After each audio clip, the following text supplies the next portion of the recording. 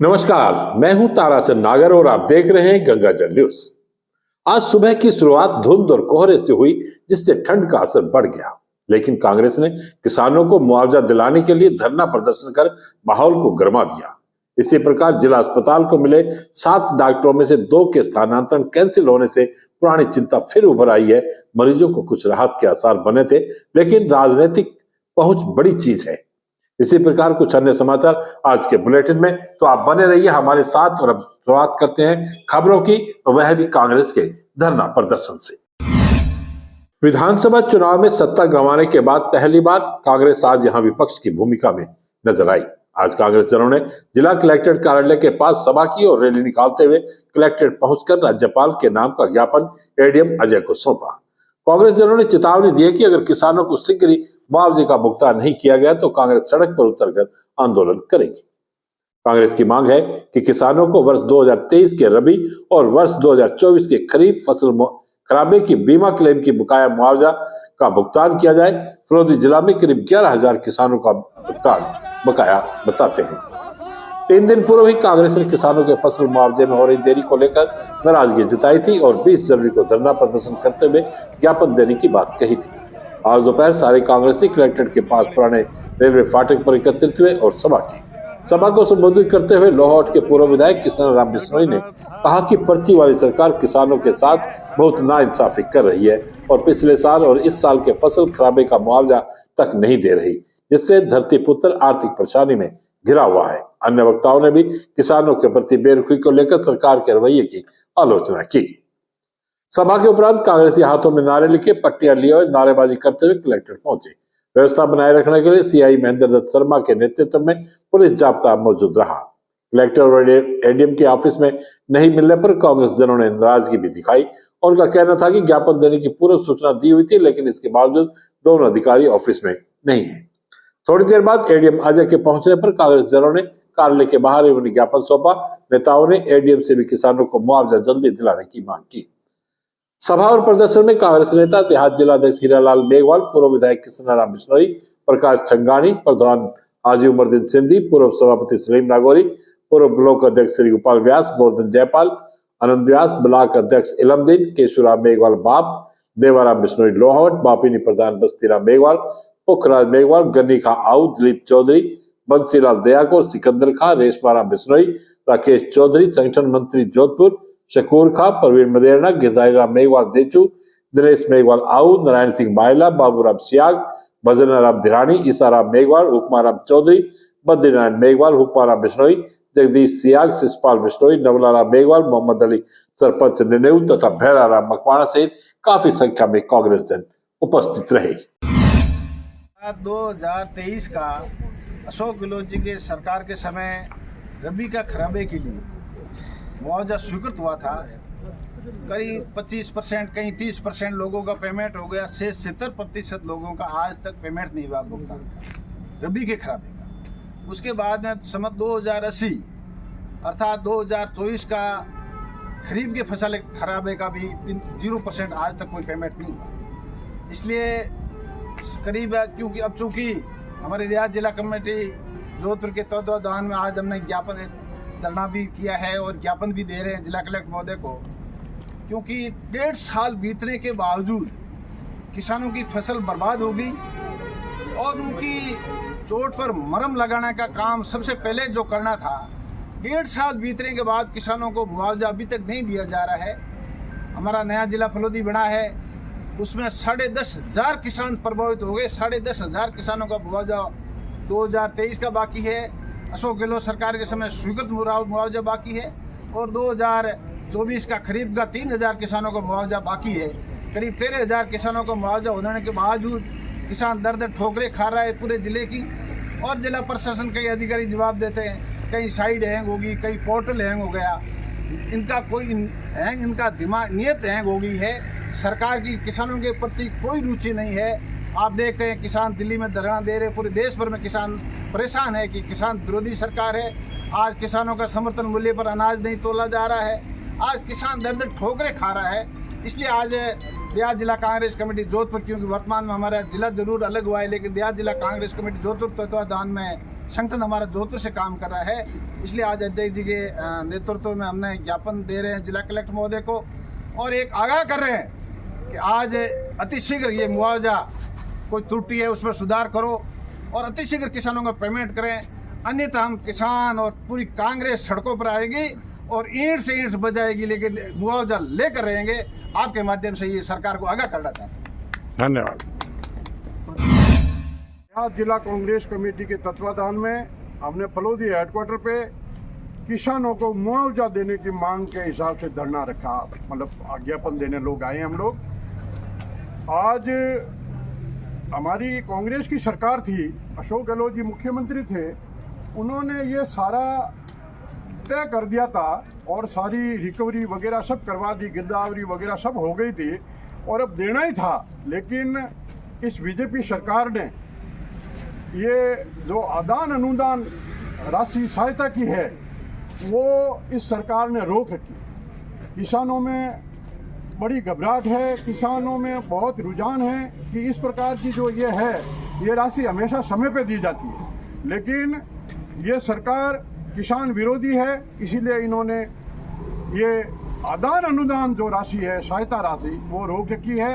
और जो LIC जो देती है वो 9,000 रुपये किसान हमेशा साल में जमा करते हैं। उसके अनुसार 33% लोहावट, फलोदी, वैसे तो पूरे जिले में ही नुकसान हुआ है, लेकिन आज जो धरना दे रहे हैं हम लोहावट फलोदी के अंदर 33% से ज़्यादा नुकसान हुआ है। इसीलिए सरकार को चाहिए कि यहाँ ज़्यादा से ज़्यादा मुआवजा सरकार दें। इसीलिए हम लोग आज यहाँ ज्ञापन दे रहे हैं मुआवजा देने के लिए।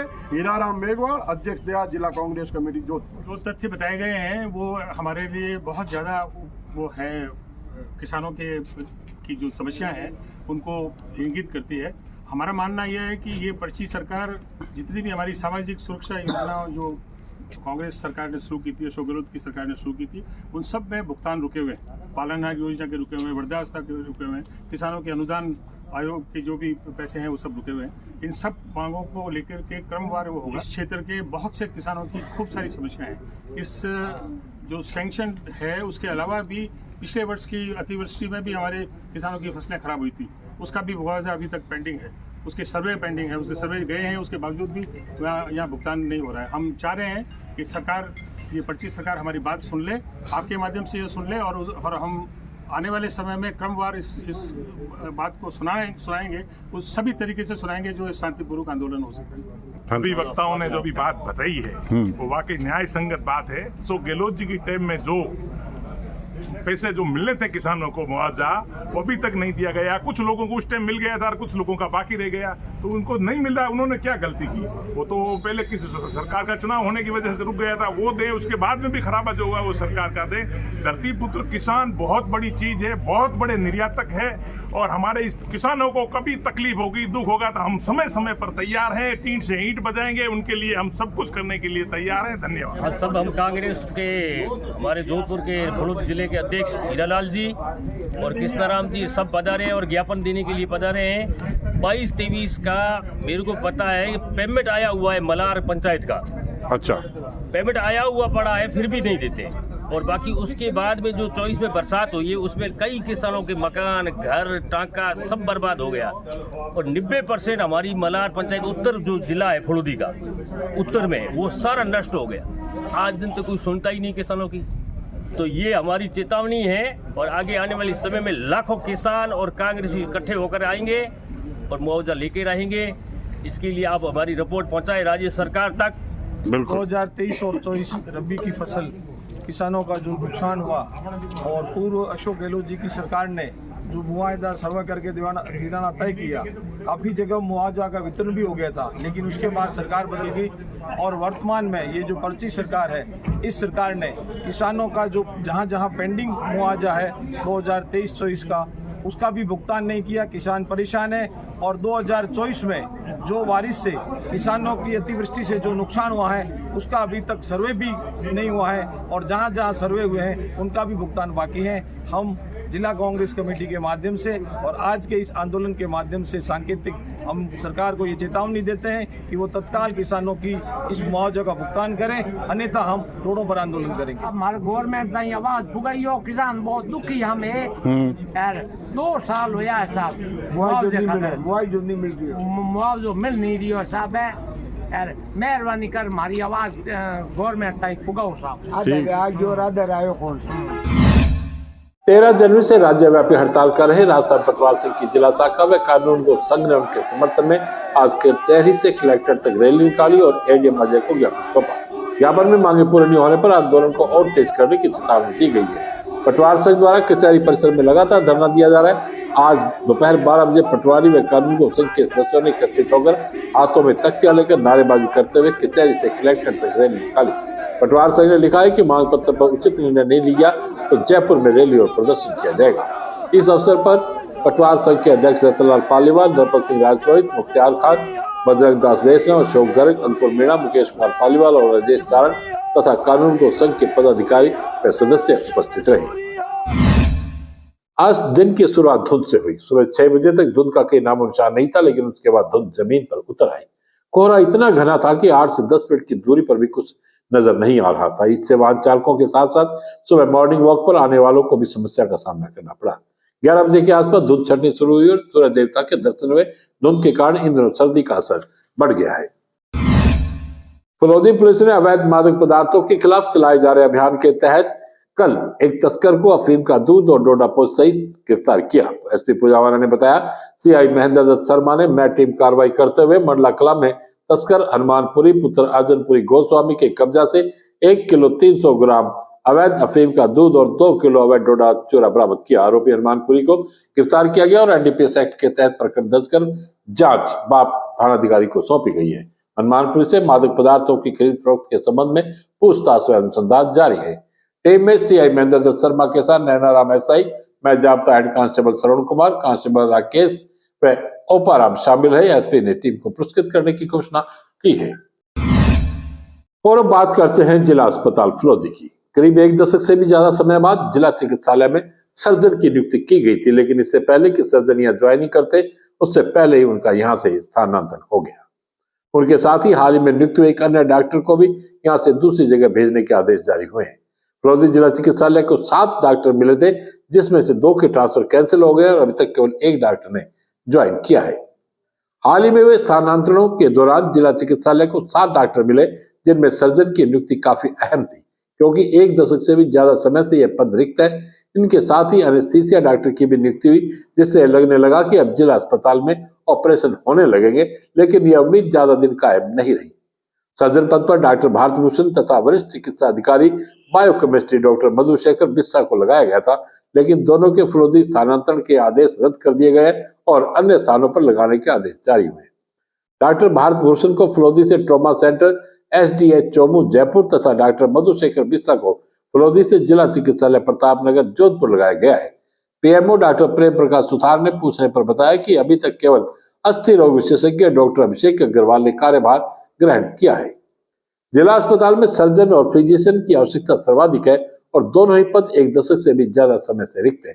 इनके अलावा एनेस्थीसिया की भी महती आवश्यकता है, क्योंकि बेहोशी के डॉक्टर के बिना अस्पताल में सिजेरियन ऑपरेशन तक नहीं हो रहे, अन्य ऑपरेशन तो वर्षों से हुए ही नहीं। 7 डॉक्टरों की नियुक्ति पर सोशल मीडिया पर सरकार के पक्ष में पोस्ट डालने वाले भी आज चुप हैं। साइबर टेक द्वारा प्रस्तावित 15 दिवसीय निःशुल्क डिजिटल साक्षरता पखवाड़े के पोस्टर का विमोचन आज राजकीय उच्च माध्यमिक विद्यालय व पीएम श्री एसएमबी बालिका उच्च माध्यमिक विद्यालय में किया गया। राजकीय उच्च माध्यमिक विद्यालय में सीबीओ व प्रधानाचार्य किशोर बोरा व पीएम श्री एसएमबी बालिका उच्च माध्यमिक विद्यालय में प्रधानाचार्य श्रीमती कांता पवार ने बालक बालिकाओं व स्टाफ के साथ निःशुल्क डिजिटल साक्षरता पखवाड़े के पोस्टर का विमोचन किया। साइबर टेक के निदेशक डॉक्टर पंकज तारवी ने बताया, डिजिटल साक्षरता पखवाड़ा 1 से 15 फरवरी तक चलेगा, जिसमें पंजीकृत प्रशिक्षणार्थियों को निःशुल्क विभिन्न कोर्स कंप्यूटर पर प्रैक्टिकल रूप से सिखाए जाएंगे।